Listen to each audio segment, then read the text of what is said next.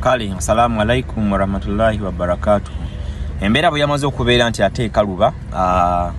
omwana okubiri yazaliddwa kato era yabuuse ku ddwaliro lya Wellspring erisangibwa bweyogerere ku kalo gye tubeera tweyongeddeyo ate mu ddwaliro ery'Emukono General Hospital gye tubadde tunyweranga eddagala era ekibadde kizzeeko bwe tutuuse eno omwana kubadde kumwekebejja era ng'omwana amaanyi matono ng'omwana balina okubanga ate bamuteeka mu incubator bamutaddeko ne oxygen so omwana waswa yasoze okuzaalibwa gwe bazalidde ewaka wali akyali mulamu naye embeera si ya mulembe omwana yali ku incubator mu oxygen mu ddwaliro Emukono General Hospital kaya tuli ku nteekateeka z'okulaba ate asembeyo okuzaalibwa that is kato eyabuuse aziikiddwa atya tujjukire nti taata w'abaana bano Saalo yali badde Saalo ng'otaliwo yadduka katukyageza kulaba ntwogerezeganya n'abafamire y'omuwala tulabe batukkiriza omwana nagenda azaalibwa eyo aziikibwa eyo bwe bigaana kitegeeza omwana alina kubanga ate atwalibwa mulimbo sapoti gyali kyetaagira ddala akasente ke mwali mwatuwa emabega kali katumala bulungi singa abazadde bungi banga bamulongooseza ne watabawo byakufana bya incubator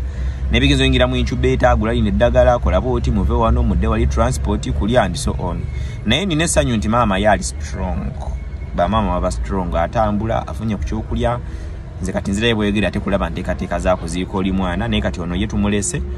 nga maama ali bulungi tannafuna nnyo kimutawaanya naye omwana yali mu incubator omwana bamuzadde akyali muto mutini nnyo bwati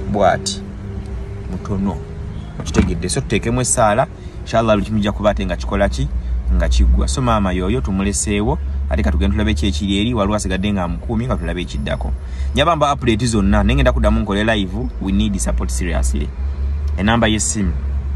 0706 79 47